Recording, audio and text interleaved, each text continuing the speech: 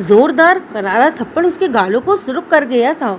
उसने रोते हुए इस जालिम शख्स की गिरफ्त से खुद को आज़ाद करवाया और डरते हुए पीछे होती दीवार से जा लगी थी।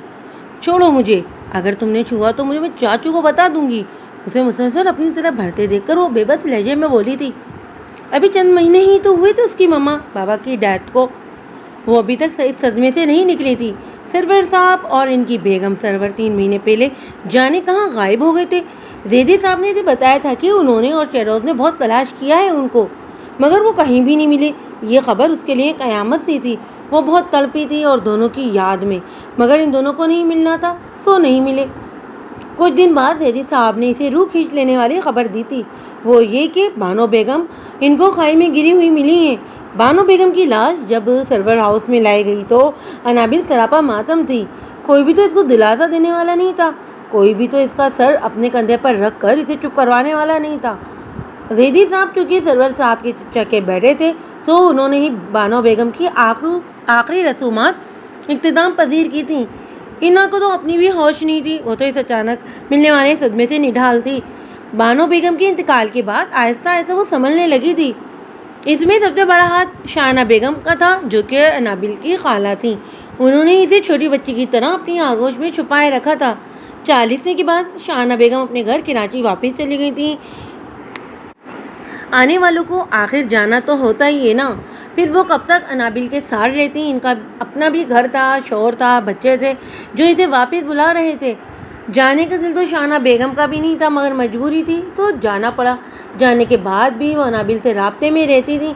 इसे छोटी छोटी बातें समझाती रहती थी। इना ये करो, इना वो करो, घर देखो, बिजनेस देखो। इनका दिया हुआ हौसला और हिम्मत ही थी कि वो बहुत जल्द संभल गई थी। सर्वर हाउस जो कि शानदार महल की मानत था, अब जैद साहब की मुट्ठी में आ चुका था। जब तक वो संभलती तब तक दोनों बाप बेटा इसके बाप के बिजनेस और होटल पर अपने शैतानी पंजे गाड़ चुके थे। दूसरे और फिर तीसरे महीने वो दोनों अपना मकरू चेहरा अनाबिल के सामने वाजे कर चुके थे, जो कि कुछ देर पहले होने वाले वाकये ने किया था। अनाबिल अपने कमरे में बेटी बानो बेगम की तस्वीर से बातें कर रही थी जब शेरोज बिना दस्तक दिए कमरे में दाखिल हुआ था। इसे अंदर आते देखकर अनाबिल घबरा कर उठ खड़ी हुई थी। शेरोज की गंदी नजरों से तो बहुत पहले ही इसकी खसलत का अंदाजा लगा चुकी थी। क्या क्या करने आए हो तुम यहाँ? निकलो अभी मेरे रूम से बाहर। उसकी अजीब सी नजरों को खुद पर मरकूज देखकर वो गुस्से से इसे बाहर निकलने का बोलती दरवाजे के करीब आई थी, मगर ये रोज उसकी उंगली जो उसने दरवाजे की तरफ रखी थी उसको अपने हाथ में थाम गया था, जिससे नाबिल ने बिजली की तेजी से अपना हाथ वापस खींचा था और घबराकर इससे दूर हटी थी। अनाबिल के चेहरे पर घबराहट देखकर शेरोज के चेहरे पर कमीनगी से मुस्कुराहट फैल गई थी, जबकि अनाबिल के चेहरे का तो रंग यूं उड़ा था जैसे किसी ने एक लम्हा लगाया हो इसका खून निचोड़ने में। वो पीछे हटती दीवार से जा लगी थी। प्लीज़ तुम कुछ पल मुझे अपने साथ सुकून से गुजारने दो। इसके चेहरे पर खौफ देखकर वो जैसे मिन्नत करता उसकी तरफ बढ़ा था। शेरोज को अपनी तरफ बढ़ता देखकर नाबिल का जिस्म सुनसा हो गया था। इसे कुछ समझ नहीं आ रही थी कि वो क्या करे। घबराकर इसने चीखना शुरू कर दिया और अपनी सारी हिम्मत जमा करके बेड की तरफ भागी। इसके ऊपर से कूद कर वो दरवाजे की तरफ बढ़ी थी कि रास्ते में शेरोज की गिरफ्त में आ गई थी। मैंने कहा था ना मुझे सुकून दो, तुम भाग रही हो। शिरोज ने भड़कते उसके दोनों बाजू अपनी गिरफ्त में सख्त लिए जगड़ लिए थे और इसे खिंचाव बेड की तरफ ले जाने लगा। नाबिल मुसलसल खुद को छुड़वाने के लिए चकोदोद कर रही थी, मगर शेरोज की गिरफ्त मजबूत होने की वजह से वो कुछ नहीं कर पा रही थी। छोड़ो मुझे, छोड़ो घटिया जलील इंसान। चचा जान प्लीज़ बचाओ। वो खुद को छोड़ने में नाकाम हुई तो जैदी साहब को आवाज़ें देना शुरू कर दी। दरवाजा भी खुला था, जिसके नतीजे में इसकी आवाज़ पूरे सर्वर हाउस में गूंज रही थी। चचा प्लीज़ छोड़ो मुझे। वो इसकी गिरफ्त पर मचलती इल्तिजाई अंदाज में रोते हुए बोली थी, मगर शेरोज ने इसकी चीखने पर गुस्से से इसके मुंह पर सख्ती से अपना बायां हाथ जमाया और दूसरा इसकी कमर के गिर्द मिलाकर इसे उठाकर बेड की तरफ ले आया था। नाबिल मुसलसल की पनाह से निकलने की कोशिश करती चुड़ैल की मानत पर पड़ाती हुई जा रही थी। इसके मुसलसल चीखने पर शेरोज ने गुस्से से इसके गुलाबी गालों पर जोरदार थप्पड़ों की बारिश कर दी थी। छोड़ दो, खुदा के लिए छोड़ दो। उसके थप्पड़ों से उसका निचला होंठ फट गया था, जिससे खून का नमकीन जायका नाबिल को अपने हलक तक जाता हुआ महसूस हुआ था। शेरोज ने इसके दोनों हाथ पकड़कर सख्ती के साथ और कमीनगी से मुस्कुराया। मैं और मेरे दोस्त भी कितने पागल हैं, इतना खूबसूरत माँ मेरे घर में मौजूद है और हम बाहर ढूंढ रहे हैं। खुदा के लिए छोड़ दो मुझे। शेरोज इसकी इंतजार इग्नोर करता इस पर झुका था कि मगर बीच में ही किसी ने इसे झटके से खींचकर नाबिल से दूर फेंका था। साथ ही जोरदार थप्पड़ की सदा कमरे में गूंजी थी। जैदी साहब को सामने देखकर नाबिल बिजली की तेजी से उठी और भागकर जैदी साहब के पीछे छुप गई। शर्म नहीं आती तुम्हें ये हरकत करते हो शेरोफ? जैदी साहब ने जमीन पर पड़ा दुपट्टा नाबिल के गिर लिपेटते हुए गिरदार आवाज में शेरोफ से पूछा था। पापा वो शट अप, एक लफ्ज ना निकले तुम्हारे मुंह से वरना अभी यहीं तुम्हारी टांगे तोड़ दूंगा। जैदी साहब का गुस्से से सुर्ख चेहरा शेरोज की बोलती बंद कर गया था। जो नशा इसके हिफाजतों पर सवाल था वो पल में ही कहीं अड़ंचू हो गया था। बेटा चुप करो, मैं बहुत शर्मिंदा हूँ इसके अमल पर, प्लीज़ तुम मुझे माफ़ कर दो, मैं हाथ जोड़ता हूँ तुम्हारे आगे। जैदी साहब ने शर्मिंदा होते हुए इना के सामने हाथ जोड़े तो तड़प कर उनके गले लग गई थी। रोते ही नाबिल को जैदी साहब कमरे में छोड़कर शेरोज को बाजू से खींचते नाबिल के कमरे से बाहर ले गए थे, जबकि नाबिल अपनी इस बेबसी पर वहीं बैठकर फूट फूट कर रो दी। वो इन दोनों के बाहर निकलते ही भागकर दरवाजे का लॉक लगाती, दरवाजे से टेक लगाकर अपनी रब से रोती हुई शिकवा नजर से आसमान को देखती, एक बार फिर बानो बेगम की तस्वीर को गले से लगाकर रो देती है। उफ यार तारीम, आज तो कोई भी शिकार नहीं मिला, लगता है आज भी ऐसे ही गुजारनी पड़ेगी हमारी। आसमान ने हाथ में पकड़ी मशरूब को टेबल पर रखे गिलासों में उंडेलते हुए बेदारी से कहा था। भाई तुम तो बड़े लालची हो सामान, अभी कल ही तो नूरा बाई की भेजी हुई अटेंडेंस में कितना कुछ किया, मगर फिर तेरा वही जुमला। एहसन को अब इस पर गुस्सा आ रहा था और नाराज होता उसके करीब छोड़कर तारीम के साथ जा बैठा था, जबकि तारीम इन सब के भर संजीदगी से बेटा सिगरेट पीने में मसरूफ था। क्या हुआ तारीम, आज तो तू बड़ा चुप सा है, अंकल तो ठीक है? एहसन ने उसकी संजीदगी नोट करते हुए परेशानी से पूछा तो बाकी सब भी इसकी तरह मुतवज्जा हो गए थे। हाँ यार, मैं भी सुबह से देख रहा हूँ ये कुछ संजीदा सा है, क्या हुआ तारी? काशिफ को भी ये अंदाजा हुआ तो नरमी से उसके कंधे पर हाथ रखते हुए बोला था। हाँ बताओ क्या हुआ तारी? बिलाल भी इसके करीब चला आया था। नहीं हुआ कुछ, बस यार कुछ भी अच्छा नहीं लग रहा, अजीब सी तबीयत हो रही है। इन सबको अपने लिए परेशान होता देखकर वो हल्की से मुस्कुराया तो उसके गाल में डिम्पल पल भर में उड़ा और रही पल गुम हो गया। लगता है तुम्हारी भी तलब जाग गई आसमान की तरह। वो चारों भी शेरोज की आवाज़ पर पड़ते थे। छोड़ो यार, हाँ की तलब आजकल तो कोई मैसर ही नहीं। तारीम ने बेदारी से सिगरेट बुझाकर मशरूम का गिलास उठाकर लबों से लगा और एक ही झटके से उसे खाली कर दिया। कुछ ऐसा ही हाल है आज कल। तारीफ के दिलकश अंदाज पर सब हल्के से मुस्कुराते हुए वाह वाह करते हुए अपने अपने गिलासों की तरफ बढ़ गए थे। यार शेरोज, ये तुम्हारे गाल पर क्या हुआ है, बड़ा लाल हो रहा है? बिलाल ने झुककर शेरोज के गाल पर उंगली रखते हुए सवाल किया था। पूछ हमसे ये शब रस की बातें हैं दोस्त, हम अपने पापा से अभी भी थप्पड़ खाकर आए हैं। शेरोज के बेढंगे शेर पर सबने ही चौंकर उसकी तरफ देखा था। मगर क्यों? तारिफ ने परेशानी से पूछा। इस पर शेरोज ने आयसकी से सारी स्टोरी इनको बता दी थी। अच्छा, इतनी अकड़ इस लड़की में, तू किसी दिन लाना यहाँ, सब मिलकर देख लेंगे, सारी एकड़ निकल जाएगी साली की। आसमान ने गुस्से से कहते शेरोज के सुर्ख चेहरे को देखा तो शेरोज खोलकर हंस दिया था। कुछ दिन सब्र कर लो, फिर वो तुम सबकी पनाहों में होगी। इसका तो वो हाल करूंगा कि किसी को बताने के भी लायक नहीं रहेगी। दीदी साहब की थप्पड़ को याद करते हुए दांत पीस कर बोला तो बाकी सबने इसका कंधा थपथपाया था। है कौन वो? तारीम ने संजीदगी से पूछा। बुरी बात है यार, अगर वो तेरे घर में है तो इतनी देर से क्यों शिकार किया? आसमान की दो मायना बातें वो सब अच्छी तरह समझ रहे थे। शरोज भी समझकर मुस्कुरा देता, इतनी लापरवाही भी किसी हसीन दोशीदा से हिम्मत है तेरी। बिलाल आंख दबाकर हंसते हुए अफसोस करने लगा। यार तुम लोग क्या जानते नहीं हो मुझे। शिकार शेरोज जैदी की नजरों से बच जाए ऐसा हो ही नहीं सकता, मगर बस तुम सब यही समझ लो मजबूरी थी। तक पहुंचने के लिए बड़ी देर से चक्कर चला रहा था, मगर किस्मत ने साथ ही नहीं दिया। आज जब किस्मत ने मौका मिला तो सानी ने चिक चिक कर सारा घर सर पर उठा लिया था। अगर पापा कुछ देर और लेट हो जाते तो साले का मुंह बंद कर देता मैं। आज बड़ी अकड़ रही है, आज सारी तोड़ देता इसकी अकड़। शेरोज का गुस्सा इना को याद करके और भी बढ़ता जा रहा था। कुछ दिन पहले ही तो नाबिल ने इसको 100 बातें सुनाई थी। नाश्ते की टेबल पर इसने यूं ही इसकी टांग को अपने पैरों से छुआ था, तब तो वो खामोशी से खाना खाती रही थी, मगर बाद में इसे खूब सुना कर गई थी। इसका उबाल अभी भी इसके अंदर ज्वार की तरह उबल रहा था। मैं कोई डरी सहमी रहने वाली लड़की नहीं हूँ जो तुम्हारी बेहुदा हरकतें बर्दाश्त करूंगी, समझे तुम? ये घर मेरा है, यहाँ की हर चीज़ मेरी है। अगर मैं चाहूँ तो 2 मिनट में धक्के देकर यहाँ से निकाल बाहर करूँगी तुम्हें। आज के बाद मुझे छुआ भी तो ना, टांगे के साथ साथ हाथ भी तोड़ दूंगी तुम्हारे।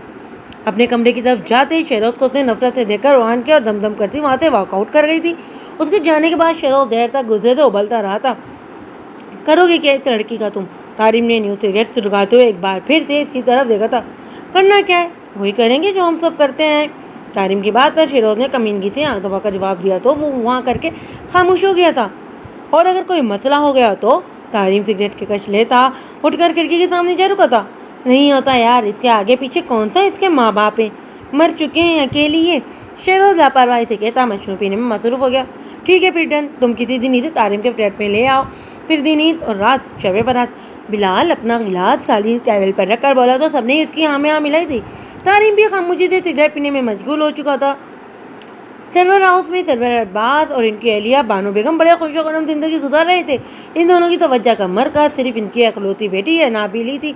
अनाबिल वैसे तो छोटी मोटी सी थी मगर थी पूरी पटाखा। हर वक्त शरारतें उसके हसीन चेहरे पर अपना साया डाले रखती थी। उसकी छोटी छोटी शरारतें ही थी जिससे सर्वर हाउस में हर वक्त हंसी गूंजती रहती थी। मानो बेगम की आंखें नहीं थकती थी इसको देख देख कर। स्कूल से कॉलेज और कॉलेज से यूनिवर्सिटी तक का सफर अनाबिल ने माँ बाप की चौपुर शफक शाम में गुजारा था। वैसे तो वो 19-20 साल की छोटी सी गुड़िया लगती थी मगर हिम्मत में वो सबसे आगे थी। गलत आवाज उठने और जुल्म के सामने डट जाने वाली अनाबिल आज की अनाबिल से लिहाज से डिफरेंट थी। जिंदगी इस कदर पुरसकून और बेगम गुजार रही थी कि इनकी जिंदगियों का तलातों बर्पा करने जैद साहब और इनका 25 साल बेटा शेराजदी चले आए थे। इन दोनों के आने पर सरवर साहब इंतहा खुश थे। गांव में वाहिद यही रिश्ता बचा था इनका अपना। फिर वो कैसे ना इनके आने पर खुश होते। जैदी साहब गांव में अकेले ही राज पसीर थे। जैदी साहब सरवर साहब के चचा भाई थे। इनकी बीवी नदिया बेगम वफात के बाद वो दोनों अकेले थे। जब भी सरवर साहब ने इन दोनों को जिद करके यहीं इस्लामाबाद बुला लिया था।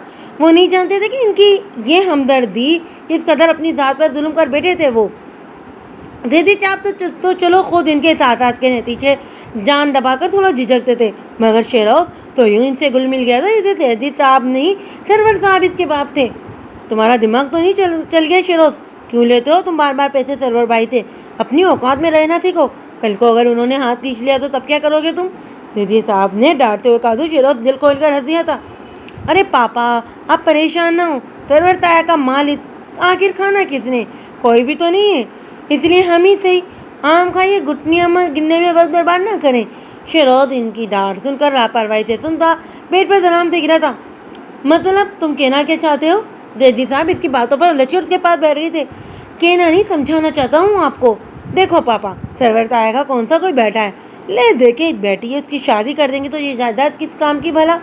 शेरोज जैदी साहब को वो रास्ता दिखा रहा था जिस पर वो खुद चलता जा रहा था। वो पिछले 4 साल से सरवर हाउस में रह रहा था अपनी पढ़ाई के सिलसिले में। इस दौरान भी इसने सरवर साहब को खूब दोनों हाथों से लूटा था और अब वो वही रहा अपने बाप को भी दिखा गया था। मतलब तुम चाह रहे हो कि? जैदी साहब बात करते हुए रुके थे।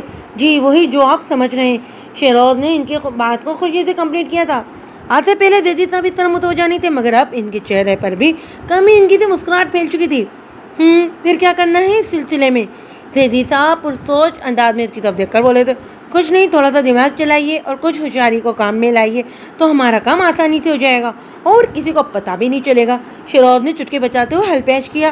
पहले सरवर अंकल का सराय पर अपने नाम करवाएंगे क्योंकि इसकी कीमत अरबों में। दूसरे नंबर पर 5 स्टार होटल और फिर बचाइए घर। बस काम खत्म होते ही इन सबको लात मारकर यहाँ से आउट। शेरोज के आइडिया पर जैदी साहब इसे दांत देते हुए बोल उठे थे। और ये होगा कैसे? वो सब मुझ पर छोड़ दे, जैसा जैसा मैं कहता हूँ वैसा वैसा करते जाएं बस। शेरोज के चेहरे पर इस वक्त मक्कारी का झांपा था। उसकी मकारी ने जैदी साहब को भी अपनी लिपेट में ले लिया था। उसके बाद जैदी साहब ने बड़ी होशियारी मकारी से काम लेते हुए सरवर साहब की आंखों पर ऐसी मोहब्बत की पट्टी बांधी कि वो आंखें बंद करके इन दोनों पर भरोसा करते चले गए। फिर एक दिन ऐसा हुआ कि जैदी साहब ने अपना एम्पायर इनके नाम मुंतकिल करवा लिया मगर बावजूद कोशिश के 5 स्टार होटल सर्वर में हासिल ना कर सके क्योंकि इससे पहले ही दोनों मियाँ बीवी हादसे का शिकार हो गए थे। इन दोनों की तो मानो ईद हो गई थी इस खबर पर। अनाबिल को मुसलसल झूठ बोलते मुसलसल मुतमईन करते रखे वो ढूंढ रहे इन दोनों को मगर दर हकीकत वो सुकून से ऑफिस जाते और शाम को वापस आकर अनाबिल को ये बोल देते कि सारा दिन ढूंढते रहे मगर वो मिला ही नहीं। अनाबिल अपनी गम में डूबी इनकी बातों को यकीन कर लेती थी।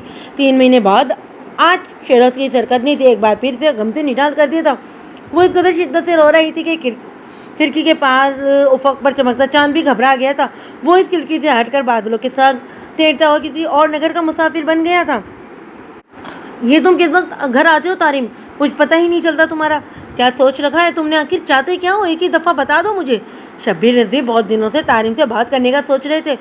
वो इसे कहेंगे कि घर जल्दी आया करें मगर वो जाने किस वक्त आता और किस वक्त चला जाता था इन्हें पता ही नहीं चलता था जिसकी वजह से इनको इस पर बहुत गुस्सा आ रहा था मगर ये गुस्सा उतारने का कोई मौका ही इनके हाथ नहीं आ रहा था।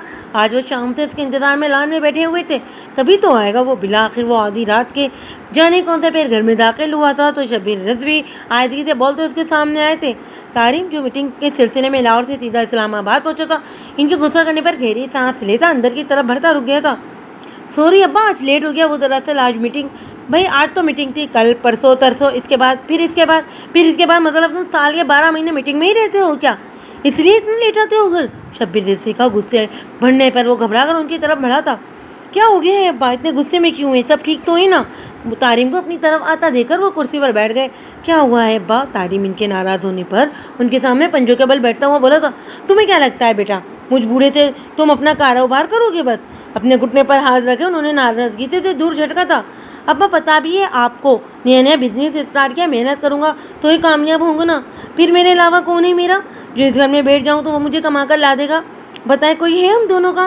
तारिम ने अपने दोनों हाथों से इनके घुटने पर रखते हुए दुखी लहजे में कहा तो शब्बीर रज़ी का दिल पिघलता गया था उसके चेहरे पर दुख देखकर। अगर अपनी रूटीन नहीं बदल सकते तो फिर शादी कर लो, कम से कम मेरी तन्हाई तो दूर हो जाएगी। शब्बीर रज़ी साहब की बात पर उनके सामने से उठा और अंदर की तरफ बढ़ गया था। इसके खामोशी से उठकर अंदर जाने पर बोलते हुए उसके पीछे उसके कमरे में चले आए थे। प्लीज़ अब्बा मूड मत ख़राब करें, मुझे शादी नहीं करना, बस कह दिया ना। बार बार बोलकर मुझे अजियत तो मत दिया करें।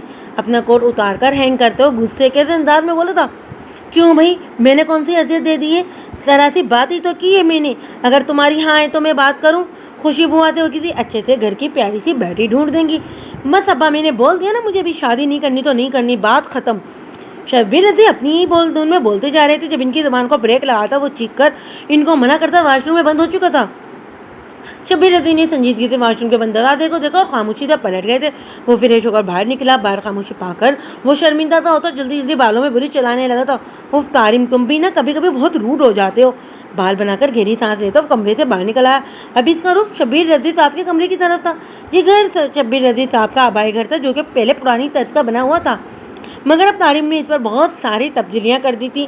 सो वो एक पुरानी एक खूबसूरत कोठी में तब्दील हो चुका था। इसकी खूबसूरती और इमारत को देखकर तारिम के अच्छे बिजनेस चलने का लोग बहुत अच्छे से अंदाज़ा लगा सकते थे। इसीलिए अब इसकी रूटीन में काफ़ी तब्दीली आ गई थी। पिछले 3 महीनों में इसने ना तो दोस्तों को वक्त दिया था और न ही घर में शब्बीर रज़ी साहब को। इस बार शब्बीर रज़ी साहब तो शिकायत करके जा चुके थे, मगर इसके दोस्तों में ऐसा नहीं उसके ज़्यादा करीब था जिससे वो रूटीन से हटकर भी बातचीत कर लिया करता था। या फिर शेरोज़ इसका जिगरी यार था, मगर शेरोज़ से ज़्यादा इसके एहसन से बनती आई थी। वजह एहसन खुद ही था जो इसके ज़्यादा नज़दीक था। आप नाराज़ हो गए हैं अब्बा? मेरा वो मतलब नहीं था यार, मैं बस अभी शादी नहीं कर सकता। बस वो जब शब्बीर रज़ी साहब के कमरे में दाखिल हुआ तो वो बेड पर आंखों पर बाजू रखे लेटे हुए थे। तारिम आहिस्ता से चलता उनके पास बैठा और हाथ बढ़ाकर लाइट भी ऑन कर दी जो वो बुझा कर बैठे थे। आप सब जानते हुए भी मुझे ये बोल रहे हैं कि मैं किसी मासूम की ज़िंदगी ख़राब कर दूं? तारिम ने उनका हाथ पकड़कर दुख से कहा तो वो इसे देख कर रह गए थे। तू क्यों कर रहा है? अपने लिए जन्नम की आग क्यों खरीद रहा है? तुम्हें किसी ने मजबूर तो नहीं किया ना वो सब करने के लिए? शब्बीर रज़ी साहब कलेजा जख्मी सा था जिस पर तारिम का सर शर्मिंदगी से झुक गया था। यही मेरी सजा है अब्बा, मैंने जो किया। इस पर जन्नत तो वैसे भी मुझे नहीं मिलने वाली, फिर जहन्नम का ही सामान बन जाना चाहिए मैं। वो संजीदगी से बोलता इनके सामने से उठ गया था। अपना गंदा वजूद और गुनाहों से लतरा हुआ दिल लेकर वो शब्बीर रज़ी के सामने बैठने के लायक खुद को नहीं समझ रहा था। अब्बा मैं जो करता हूँ मुझे इस पर शर्मिंदगी नहीं, एक गुनाह पर भी वही सज़ा सुनाई जाएगी और हज़ारों पर भी वही।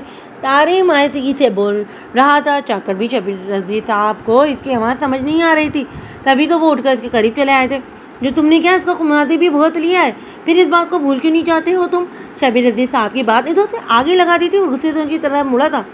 आपको अब भी लगता है कि वो गुनाह किया था अब्बा? मैं लाखों बार आपको बता चुका हूँ अब्बा, मैंने वो गुनाह नहीं किया था। अब करता हूँ और आगे भी करूँगा, जब तक मेरा दिल चाहेगा करूँगा। है किसी की हिम्मत तो मुझे रोकने की? वो हलक के बल चीखता उनके चेहरे पर अपनी सुर्ख आंखें गाड़ता हूँ वहाँ से जा चुका था। मुझे और मेरे बच्चे को माफ़ कर दे मेरे खुदा, इसको हिदायत अता फरमा, इसे गलत रोज से बचा ले मेरे परवरदिगार। बूढ़े का एक यही सहारा है, इसे सीधी रास्ता दिखा मेरे मालिक, सीधा रास्ता दिखा। शब्बीर रज़ी साहब ने इसके यूँ गुस्से से मुँह जाने पर हाथ उठाकर जैसे अपनी रब से इल्तिजा की थी, दोनों हाथ चेहरे पर फेर कर बेड की तरफ बढ़ गए थे।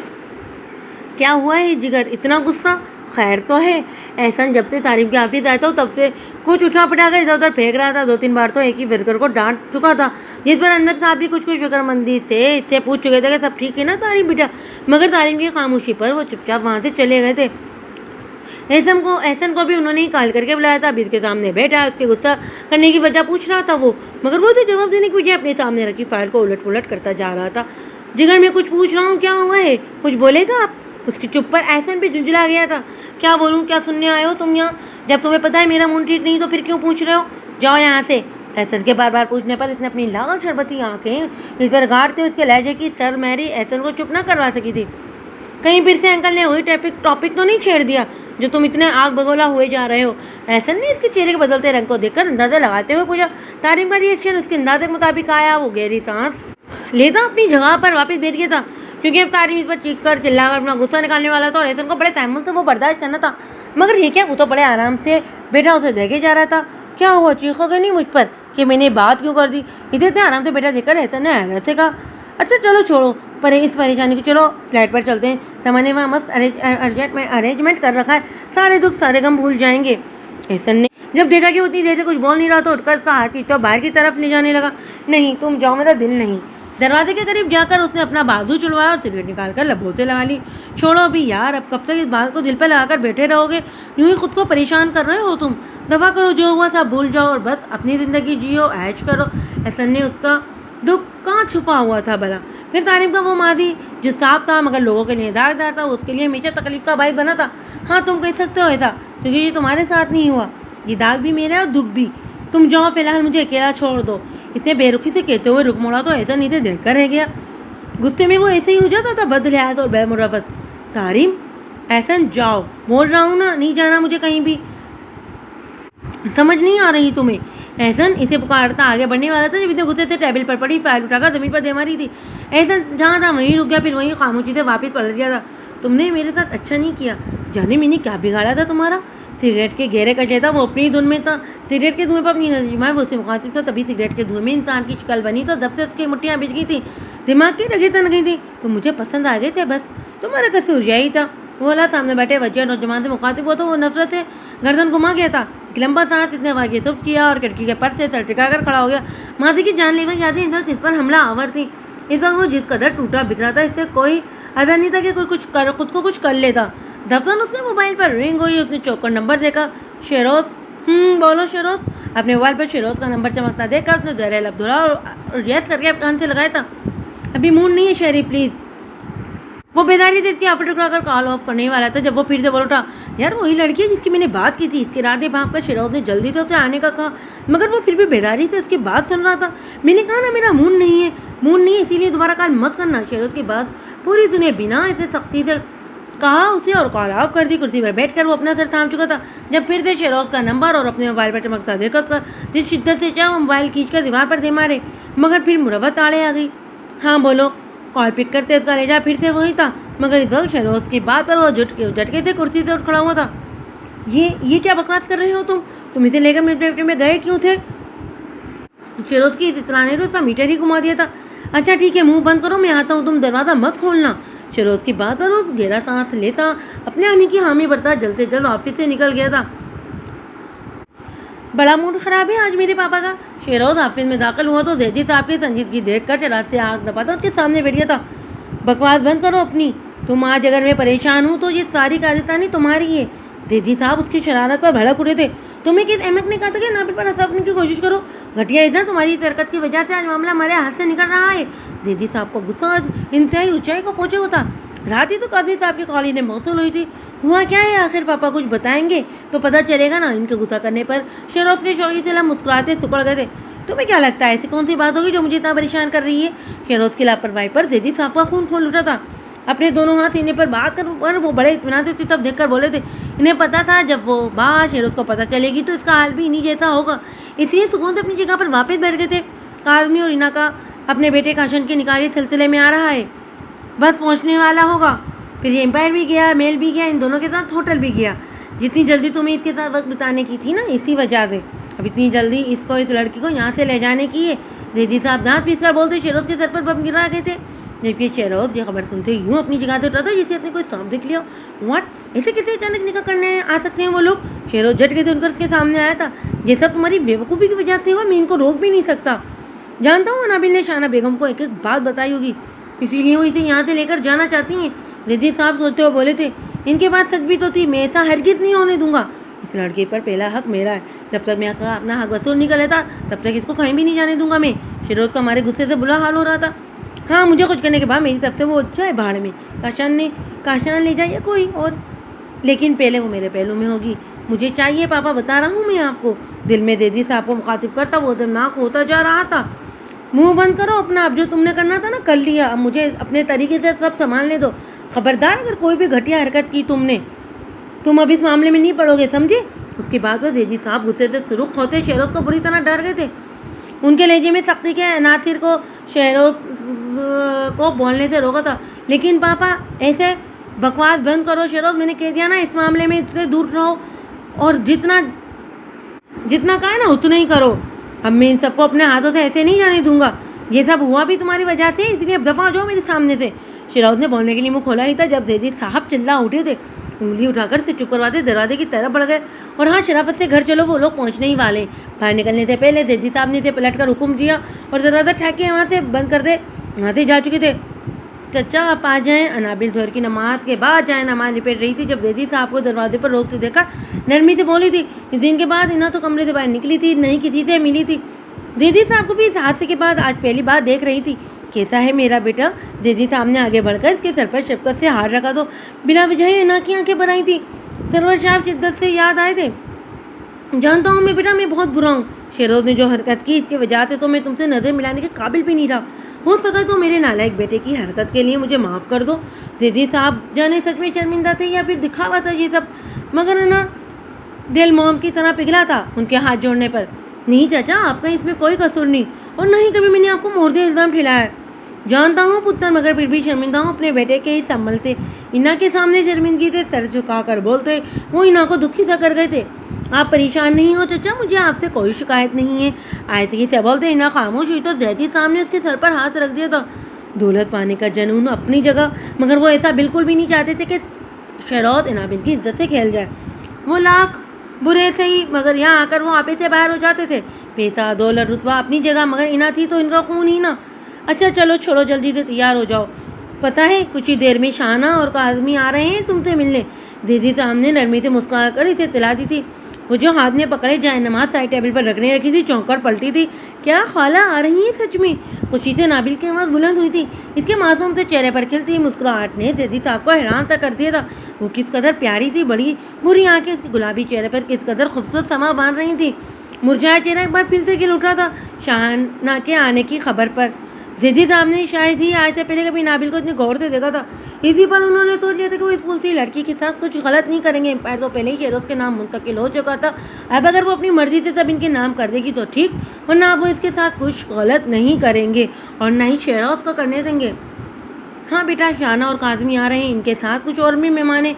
आप ऐसा करें इनके आने से पहले तैयार हो जाएं ताकि जल्द अज जल्द सारे काम खत्म हो सकें। इसको मुस्कुराते देखकर जैदी साहब ने प्यार से उसका गाल थपथपा कर कहा, मेहमान? मगर वो क्यों? नाबिल की हैरत पर वो मुस्कुरा दिए। भाई आज हमारी बेटी का निकाह है, काशान के साथ शाना इसी सिलसिले में आ रही है। इनकी इत्तला पर वो हैरत से पलटी थी।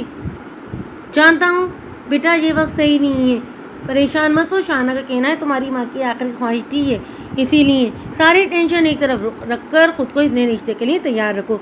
चलो शाबाश, मैंने सुरैया को बोल दिया, वो आपकी ज़रूरत की सारी चीज़ें लेकर आने वाली होगी। तब तक आप इनको अपना काम करने दें। ओके, शाना और काजमी के साथ भी कुछ देर में पहुंचने वाले हैं। चलो शाबाश, अब अपना आप काम शुरू करें, तब तक मैं बाकी के इंतजाम देख लेता हूँ। दरवाज़ा खोलकर अंदर आती ब्यूटिशियन का रास्ता देते हुए जैदी साहब अजरत में मोबाइल पर आती कॉल पिक करते हुए कमरे से बाहर चले गए। मैम लाइए, मैं आपका फेशियल कर देती हूँ। ब्यूटिशियन ने बेड के करीब रखी कुर्सी घसीट कर इस पर नागो बैठने का इशारा किया था। इस लड़की की यहाँ पर नाबिल ने अपनी धुंधली आंखों से इसके चेहरे की तरफ देखा था। वो इसकी यहाँ पर नजरअंदाज करते हुए बेड पर बैठकर अपने दोनों हाथ चेहरे पर रखकर फूट फूट कर रो दी थी। आज एक बार फिर थी सरवर साहब और आसिया बेगम की याद ने रुलाया था। वो उसके से रोती बेहाल हो रही थी। Ma'am are you okay? वो लड़की सी न्यू रोते देखकर घबराकर उसके नज़दीक आते हुए बोली थी, मैम प्लीज़ हौसला रखिए, ये दिन तो हर सब लड़कियों की ज़िंदगी में आता ही है। चलिए आइए, मैं आपके हाथों पर स्क्रब कर देती हूँ। वो लड़की से रोते देखकर परेशान होते नाबिल के करीब आई थी। बिना बात समझे वो बोलते उसके सर पर खड़ी थी। आपको क्या लगता है मुझे ज़रूरत है इन सब चीज़ों की? इन्होंने रोते हुए अपने मौमी हाथ उसके सामने करते हुए सख्ती से पूछा था। इसके खूबसूरत मलाई से हाथों को देखकर वो लड़की शर्मिंदा सी हो गई थी। आप प्लीज़ जाइए, नाबिल ने बदतमीजी से कमरे से बाहर निकलने का इशारा किया था। इससे पहले कि वो लड़की अपनी चीज़ें समेटकर कमरे से निकलती, इसी वक्त सुरैया बहुत सारी चीज़ों के साथ एक खूबसूरत सा लहंगा बाजुओं पर फैला अंदर आई थी। इना बेटा, ये सारी चीज़ें आपके लिए सर ने भेजी हैं और उन्होंने हिदायत दी कि आप जल्द से जल्द रेडी हो जाएं। मेहमान बस पहुँचने ही वाले। सुरैया आपा के पैगाम पर उसके लब सख्ती से मिर्च कहते हैं, आप लोगों को इतनी जल्दी क्यों है मुझे यहाँ से भेजने की? आप जानती भी हैं मम्मा पापा के बिना मैं ये सब नहीं कर सकती। सुरैया को देखती वो सिलक कर रो दी थी। ना मेरे चंदा, ऐसे नहीं रोते, कब तक रहोगी यहाँ? इससे पहले कि कोई बड़ा हादसा हो जाए, ये ज़रूरी है तो कि तुम यहाँ से चली जाओ। चलो उठो, शाबाश। सुरैया आपा ने इसके इच्छा से रोते हुए वजूद को शफ़क़त से अपनी बाहों में समेट कर सरगोशी के से अंदाज में कहा था। सुरैया आपा की बातों पर नाबिल का रोता हुआ वजूद थम गया था। उसने सर उठाकर शिकायत के इसी अंदाज में उनकी तरफ देखा था। यही सही है बेटा, कुछ मत सोचो, जैसा होने जा रहा है होने दो। सुरैया ने उसकी शिकायती अंदाज पर आंखों के इशारे से उसे समझाया था। पास खड़ी लड़की की मौजूदगी की वजह से वो खुलकर बात भी नहीं कर पा रही थी। उनके इशारे पर नाबिल फिर से रो रही थी। अभी कुछ ही महीने तो हुए थे उसकी माँ को गए हुए, इतनी जल्दी वो इसी घर से रुखसत करने पर तुले हुए थे। उसने रोते हुए अपने सामने रखी हुई चीज़ों को देखा था। अरे मामा क्या कर रही हैं आप? इतने भारी जेवरात मैं नहीं पहनूंगी ये। आसिया बेगम जेवरात निकाले बैठी थी जब बिना कॉलेज से लौटी थी। उसके आते ही उन्होंने अपनी शादी का खूबसूरत गोल्डन सेट उसके गले में पहनाते हुए आईने में इसका आग देखा तो वो खुद मोहर रह गई थी। वो सिर्फ इस पर इस कदर खूबसूरत लग रहा था कि आसिया बेगम ने बेसाख्ता उसका माथा चूम लिया था। माँ को आबिदा होते देखकर उसने जल्दी से हार उतार कर बेड पर पटकते हुए कहा था, ये देखो अनी, ये सेट मुझे मेरी नानी अम्मी ने दिया था और ये मेरे बाबा ने, और ये देखो किस कदर प्यारा ये मेरी अम्मी का। तुम पहनोगी तो शहजादी लगोगी माशाल्लाह। मेरी बेटी तो है ही शहजादी। आसिया बेगम ने इसका माथा, मुंह, सर चटाचट चूमते हुए मुस्कुरा कर कहा था, जी नहीं, ये सब ओल्ड फैशन है, मैं न्यू डिज़ाइन वाली ज्वेलरी लूँगी। अनाबिल ने मुस्कुराती हुई माँ को नाराज़गी से देखा था। जब तुम्हारी शादी होगी तो देखना सारे शहर में कितनी धूम मचेगी। कई लोग बरसों याद रखेंगे कि सरवर बेटी आपकी बेटी की शादी किस शान से हुई थी। आसिया बेगम ने सारी ज्वेलरी समेट कर कपड़ में रखते हुए किस कदर खुशी से कहा था, ये तो वो ही जानती थी। दूर हवाओं पर गर्दिश करती अपनी माँ की आवाज़ ने नाबिल को और ज़्यादा रुला दिया था। क्या हो गया है शेरोज़, इतनी इमरजेंसी में क्यों बुलाया? मैंने तुम्हें बताया था ना आज मेरा किसी भी एक्टिविटी में हिस्सा लेने का बिल्कुल भी मूड नहीं है। तुम्हें फिर भी असर नहीं हुआ? तारिम जब अपने फ्लैट के सामने पहुंचा तो सामने पुलिस की बड़ी बड़ी दुकानें देखकर किरासान लेता हुआ बंद मोबाइल अपने कान से लगाता हुआ बातें करता आगे बढ़ा था। इसका अंदाज ऐसा था जिसे से नहीं किसी को देखा ही नहीं था। एक मिनट मिस्टर, ये फ्लैट आपका है? वह फ्लैट की तरफ बढ़ा ही था जब एक पुलिस वाले ने इसे वहाँ देखकर रोका था। जी फरमाइए, ये मेरा ही है। पुलिस वाले के मुखातिब करने पर इसने संजीदगी से जवाब दिया जिसमें वो सुबह से ही मुतमला था। हमें इतला मिली है कि इस फ्लैट में नाजायज़ काम किए जाते हैं, हमें अभी इसकी तलाशी लेनी होगी, प्लीज़ कॉपरेट करें। किस चीज़ में कॉपरेट करूँ मैं आपके साथ? इस एहलकार की बात पूरी होते ही वो गुस्से से उसकी तरफ मुड़ा था। तारिम की तेज़ आवाज़ ने बाकी एहलकारों को भी उनकी तरफ मुतवज्जह किया था। आप लोगों की हिम्मत कैसे हुई मुझे मुजरिम कहने की? आप लोगों ने शरीफ लोगों को तंग करने का क्या ठेका ले रखा है? मुझे वो बंदा दे जिसके कंप्लेंट पर आप मेरे फ्लैट की तलाशी लेने आए। तारिम गुस्से से धारते बोला तो सभी पुलिस वाले परेशान हो चुके थे। देखिए आप अभी और इसी वक्त जाइए यहाँ से, वरना मुझे अभी आपके अफसर से बात करनी पड़ेगी। तारिम ने जब से इनको देखकर कहा और आगे बढ़ गया। सर हम जानते हैं आप लोग शरीफ हैं, आपका रुतबा है माशरे में, मगर हम लोग मजबूरी हैं, समझिए प्लीज़ तलाशी लेने दें, हमारे भी बच्चों की रोटी का सवाल है, प्लीज़ थोड़ा सा कॉपरेट करें। सफर ने इसका सख्त लेजा महसूस करते हुए मलामत से कहा। जिस बार तारिम जुलूस वगैरह के था वो भी तो सच्ची कह रहे थे, उन्होंने भी तो आगे जवाबदार होना था। आपके पास वारंट है? तारिम ने संजीदगी से पूछा तो उन्होंने एक कागज़ निकाल कर उसे थमा दिया था जिस पर तारिम ने लब भेज लिए थे। चलिए आइए कर लीजिए अपनी तसल्ली। तारिम ने बेबसी से लब काटते हुए इन सबको आने का इशारा करता चाबी निकालकर लॉक करने लगा था। लॉक खोलकर इसने आगे को बढ़ने का इशारा किया और खुद मोबाइल पर कुछ टाइप करता इनके पीछे चल दिया। अंदर आते ही सब पुलिस एहलकार पूरे फ्लैट में फैल गए थे। तारिम ने परेशानी से मोबाइल स्क्रीन को देखा जहाँ अभी तक कोई जवाब मौसूल नहीं हुआ था। जिन्हें कहा ये जलील इंसान, अगर इनके हाथ कोई सबूत लगा तो जान से मार दूंगा इसको आज में। तारिम तो पहले ही गुस्से में था, ऊपर से इस अजीब सी सिचुएशन ने इसे मजीद सीखपा कर दिया था। फिक्र मत करो, मैं पीछे के दरवाजे से निकल आया हूँ जोया को लेकर। मोबाइल स्क्रीन पर चमकते अल्फाज ने जिसे इसे परसकून कर दिया था, मगर इसका ये सकून चंद सेकंड के बाद ही पर शेरों का दूसरा मैसेज मौसूल हुआ था जिससे इसकी रगें तन उठी थी। उसने बौखला कर पूरे फ्लैट में इधर उधर नजरें दौड़ाई थी मतलूबा चीज़ के लिए, मगर हाल में कुछ ऐसा नहीं था। उन तो आगे आया और सामने वाले रूम में चोर नजरों से देखने लगा। वहाँ भी सब ठीक था। वो फिक्रमंदी से दूसरे रूम की तरफ बढ़ा। अंदर दाखिल होने पर से चंद ने लिखा और कमरे की तलाश लेते नजर आया। वो पलटने वाला था तभी उसकी नज़र बेड के नीचे एक मुकरमी पाँव पर पड़ी जिससे उसकी रगें तन गई थी। वो मोबाइल पर कुछ लिखता आगे बढ़ा और सबसे नज़र बचाकर उसने पाँव की मदद से पैर को वापस बेड के नीचे धकेला था। तुम एक बार मिल जाओ शरोज जैसे, तुम्हारी गर्दन ना तोड़ी ना तो मेरा ना भी तारिम शब्बेर नहीं। दांत कच्चे कचा कर सोचा और वहीं बेड पर बैठकर पैर की मदद से शुरू रफ्तार आंचल को भी वापस बेड के नीचे धकेला था। इसका माथा पसीने से भर चुका था। कुछ ही देर में वो सब तलाशी लेकर वापस हॉल में इकट्ठा हुए तो तारिम ने बेसाख्ता कलमा शुक्र का पड़ा था। बस अफसर या और कुछ भी देखना बाकी है। इन सबको थकता देखकर संजीदगी से बोला तो सब शर्मिंदा से सर झुकाकर आगे पीछे फ्लैट से बाहर निकल गए थे। माफ़ी चाहते हैं सर, आपको तकलीफ दी, काफ़ी दिन हो गए थे हमें शिकायत मौसूल हो रही थी यहाँ की, मगर चलिए माज़रत कबूल करें, दोबारा आपको तंग नहीं किया जाएगा, अल्लाह हाफिज़। सबके बाहर जाने के बाद एक अफसर ने शर्मिंदा होते हुए तारिम से मुआवजा किया और एक बार फिर से नज़र घुमाता हुआ बाहर निकल गया। इनके जाते ही तारिम ने अपने सिनेमेट का संभाल हुआ था, उसने जल्दी से इस बात को लॉक किया और इसी स्पीड से भागकर अपने बेडरूम में गया था।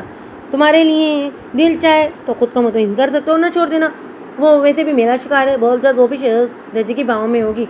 इससे पहले कि इसके वजूद को बेड के नीचे से निकालता है, इसके मोबाइल पर भी होती जिसने मैसेज शॉपिंग किया था, उसका दिल चाह आज शहजादी की जान ले ले, जिसकी वजह से उस सिचुएशन में फंसा हुआ था।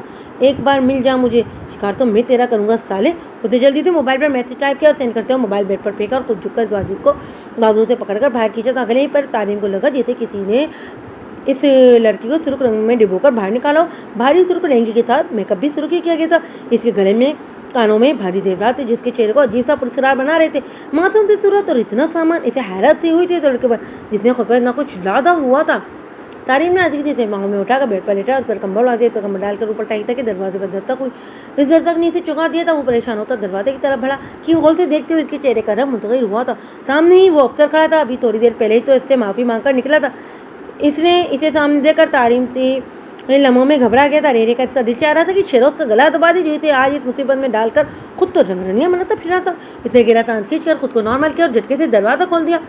माफी चाहता हूँ सर, आपको फिर से जहमत दी। दरअसल आपके कमरे में ना मेरी कैप छूट गई थी, वही लेने आया हूँ बस। अफसर मुस्कुरा कर बोलता उसकी सुनी बिना उसकी साइड से निकलकर आगे बढ़ गया था। तारीम का बस ही चल रहा था कि क्या कर डाले। वो जल्दी से अफसर के पीछे अंदर की तरफ बढ़ा था। ये रही, पता नहीं चला कब छूट गई यहाँ। Sorry father. हॉल के सामने रखे, टेबल पर रखी कैप उठाते अफसर ने कहा था। जैसे ही वो पलटा, सामने कमरे में नजर आते बेड पर पड़ा वजूद उसकी नजर की जद में आया था। वो चौंककर तारीम की तरफ पलटा था जो खामोशी से खड़ा सिगरेट पीने में मसरूफ था। अब वो इसके अलावा करता भी क्या, मुसीबत में तो वो फंस ही चुका था।